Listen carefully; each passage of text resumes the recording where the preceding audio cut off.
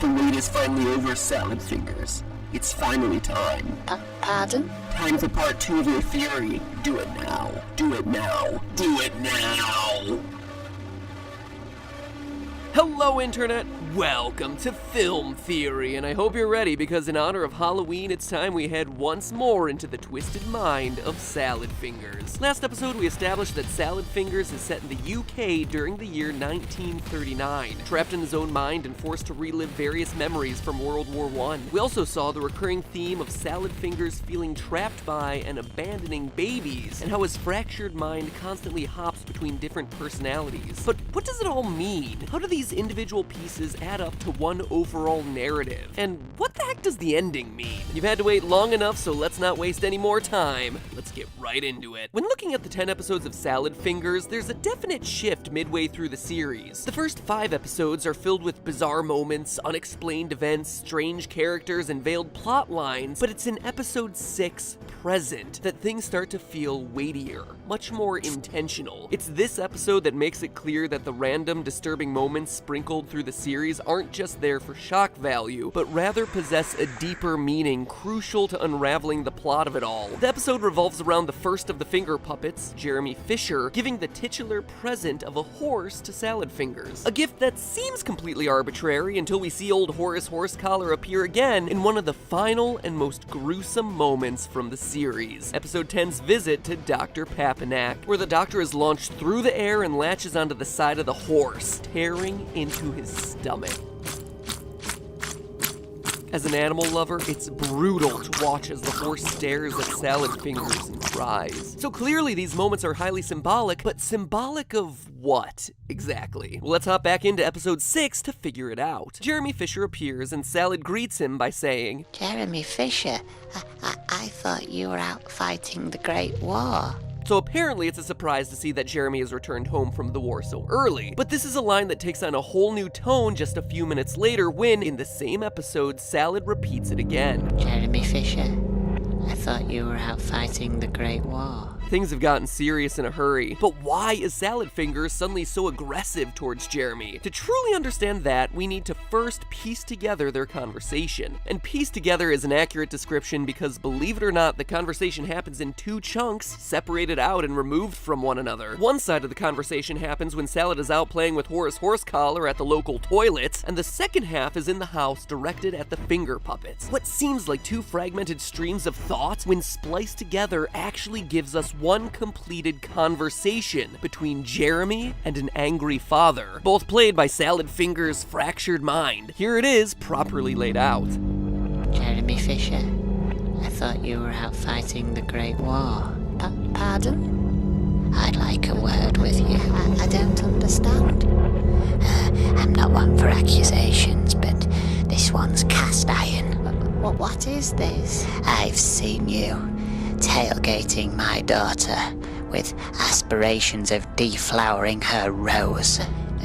No, this isn't true. You've got the wrong bloke, Squire. I don't make mistakes, comrade. This one's textbook. Flash to Salad Fingers eating a version of himself, and you're left with crystal clear storytelling, ladies and gentlemen. I don't know about you, but it makes so much more sense now. Yeah, right. What we see in this pivotal moment from the series is a father figure actively threatening a former soldier, Jeremy, for trying to seduce and deflower his daughter. Deflower, take a roll in the hay with her, create the beast with 2 backs, break out the old horizontal mambo. Alright, enough of roast the old hot dog. I'm done now. Remember, this is Salad rehashing past memories, so the fact that he eats his puppet in the end, or cannibalizes the head of some other Salad Fingers, seems to indicate that this conversation didn't quite end all that well for Jeremy, most likely with the father killing him. Extreme?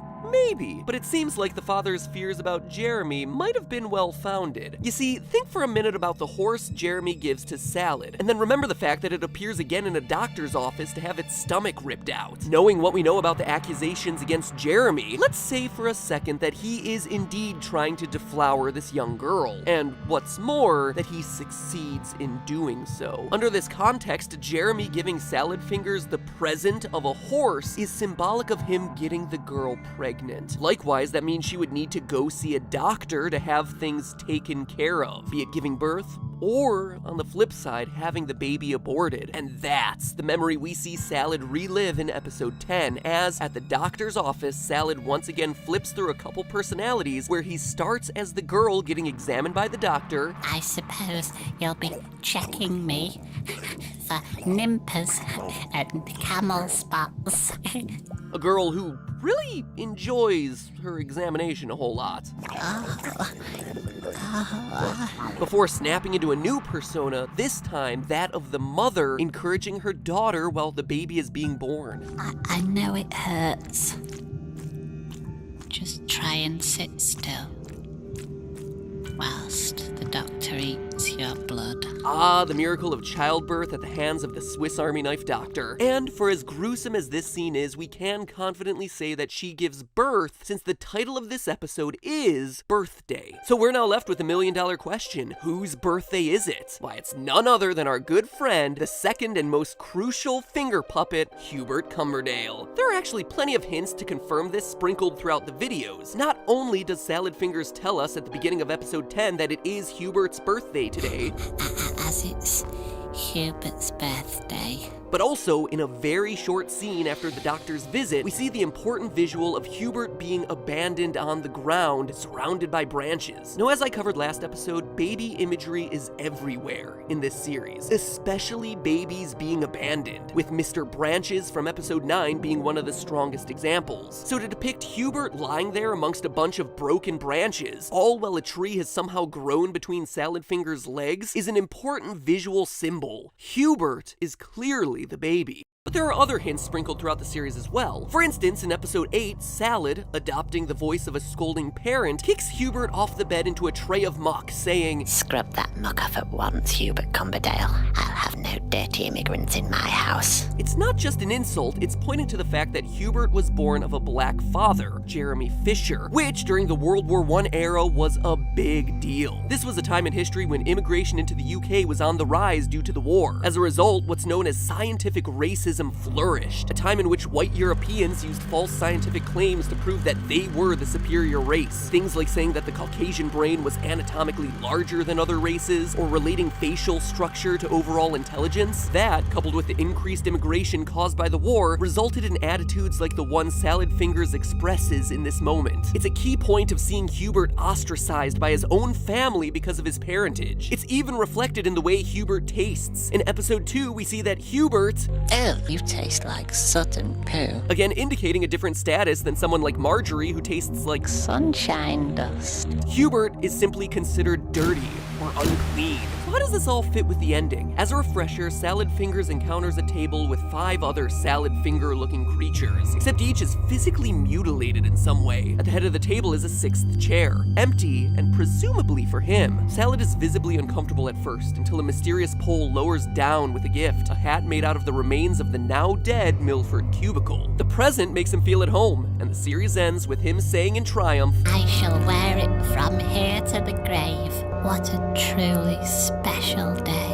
So WTF? Seriously, we just saw a horse get ripped apart, and now this is our big ending? Well, yes, actually, and here's why. Salad Fingers is Hubert Cumberdale, the child born out of wedlock that never found his place, always being ostracized by a family that never wanted him in the first place. And this ending shows that he finally feels as though he's found acceptance, a place where he fits in. He's found his family. Granted, it's a family of deformed mutants who don't actually acknowledge his existence, but hey, it's enough for him, and who am I to take that away from our little green hero? So first, how do we know that Hubert and Salad Fingers are one and the same? Well, it's worth noting that after the doctor scene in the forest, Hubert, as we discussed, gets left behind. Suddenly, when Salad Fingers is back at the house, the birthday party is no longer for Hubert, it's for him. He's the one the presents are for, and he's also the one excited about how the other guests remembered him on his big day.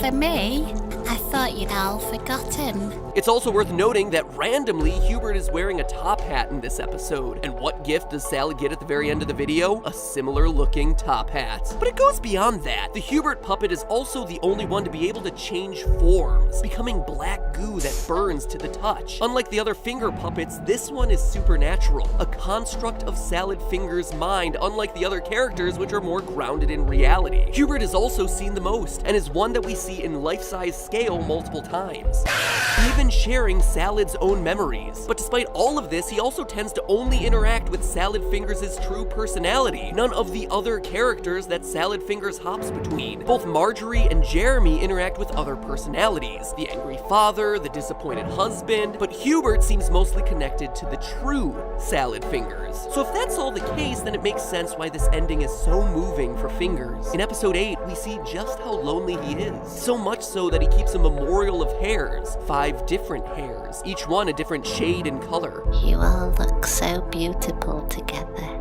A gay little quintet. They're mementos of his lost family. At the end of the episode, he's forced to get rid of them, something that is so devastating that he ends the episode by crying in the corner of his safety cupboard. So we have 5 hairs, but also 5 different people at that final table. Coincidence? I think not. In the end, I have no solid proof, but I can only assume that this scene is meant to be Salad Fingers being reunited with the 5 people in his life who've abandoned him in some way. People who've either died or disowned him. Scenes that we've witnessed across the series. Some combination of the father figure we saw in episode 4, who fled to France afraid of being caged by a baby. Kenneth, his younger brother from shore leave, who either died young or during the Great War. Auntie Bainbridge, probably represented by the gray hair, and the most likely candidate for the voice of Roger the Radio. A woman cold and unforgiving to Salad Fingers as he was growing up. Marjorie Stewart Baxter, Salad's wife from episode 9, the wife who left him to care for their baby alone. And then Yvonne, the baby he just didn't know how to handle and had to give away. Maybe even his mother, who, if the episode 10 doctor's appointment is any indication, potentially died in childbirth.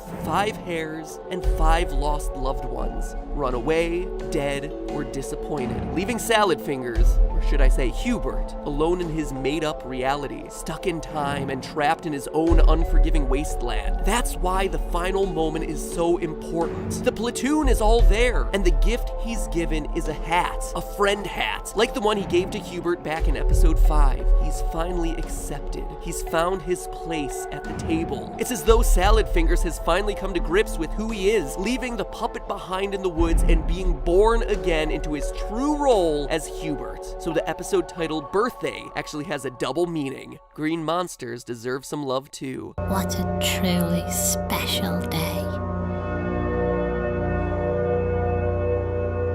But hey, that's just a theory. A film theory. And cut. Oh, and full disclosure, I still have no idea what's the deal with Milford Cubicle or why it's his skin making the friend hat. Maybe it's just a remnant of the real world poking in. I don't know. I'm a theorist. I'm not a miracle worker.